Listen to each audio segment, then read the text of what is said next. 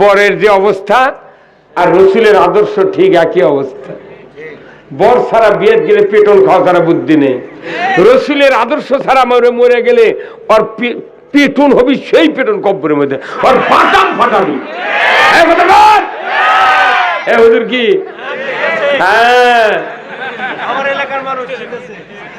ভাইরা আমার, আমি আপনাদেরকে বলতে চাই, রসুলের আদর্শ যদি ব্রেন ধরে না দেওয়া যায় কখনোই ইসলাম বোঝা যায় না, রসুলের জীবন বোঝা যায় না। কথা ঠিক কিনা? এখন বোঝা গেল রসুলের আদর্শ তাহলে কত দাম। রসুলের অনুসরণের মাধ্যমে আল্লাহ বলছেন তোমাকে আমাকে ভালোবাসতে হবে, বাস। তারপরে আল্লাহ বললেন যদি রসুলের আদর্শ নিয়ে আমাকে ভালোবাসো, ইহুবিবকুমুল্লাহ, আমি আল্লাহ তোমাদেরকে ভালোবাসবো। আল্লাহু আকবার।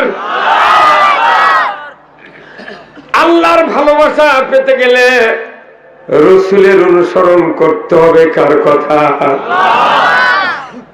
অনেক মানুষ এখানে বসে আছেন, কারো হয়তো 2 ভাই 3 ভাই আছে না, হয়তো ভাই ভাই গন্ডগোল হচ্ছে, বড় ভাইয়ের সাথে মাঝলে ভাইয়ের গন্ডগোল, কিংবা ছোট ভাইয়ের গন্ডগোল বড় ভাইয়ের সাথে, কথাবার্তা নেই।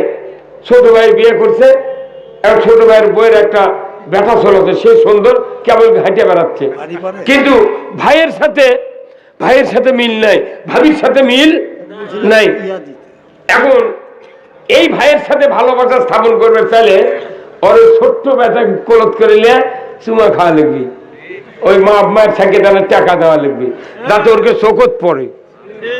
ইঙ্গা করতে করতে চুমা খাতে কলত দিচ্ছে, ঘুরিচ্ছে, চ বাবা চ, বর বাপ চ, নাটক দেয় না, ক্যামেরা হার দেয়, ইয়ে দিত না, হাওয়াই মিটে।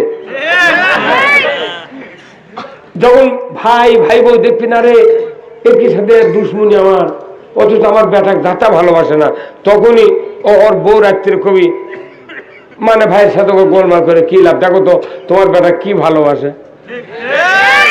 হ্যাঁ, তো 6 বছরের মধ্যে দেখা যাবি যে ভাই ভাই আস্তে আস্তে মিল হয়ে যাচ্ছে।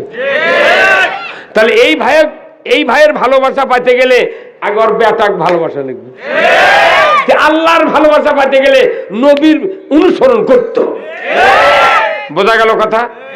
তাহলে আল্লাহর ভালোবাসা পাইতে গেলে রসুলের অনুসরণ, আল্লাহ ভালোবাসতে গেলে রসুলের অনুসরণ।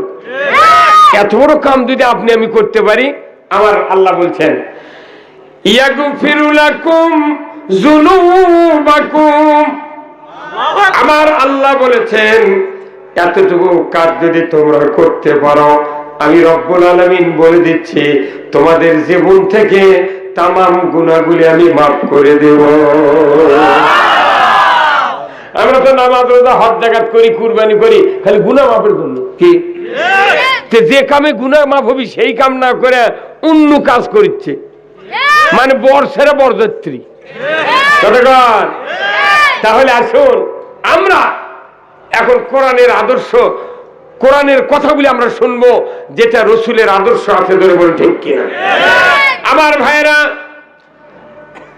এই আয়াতটাই হলো জান্নাতে যাওয়ার ফর্মুলা। ধরে কর আল্লাহু আকবার। কেউ যদি বীজগণিত করে, যারা হাই স্কুল কলেজ মাদ্রাসায় লেখাপড়া করে, বীজগণিত যদি করতে চায়, অ্যালজেব্রার অঙ্ক, তাহলে তাদেরকে ফর্মুলা জানতে হবে a+b²। a+b² ফর্মুলা জানতে হবে। যারা পাটিগণিত করে তাদেরকে ফর্মুলা জানতে হবে, নামতার ফর্মুলা। গুণ ভাগ যোগ সরল যদি কেউ করতে চায়, তাকে নামতা পড়তে হবে। 1 × 1 = 2, 2 × 4 = 3, 3 × 9 = 3, 4 = 12, 4 × 5 = 20, 6 × 6 = 36, 7 × 7 = 49, 8 × 8 = 64, 9 × 9 = 81, 9 × 10 = 90।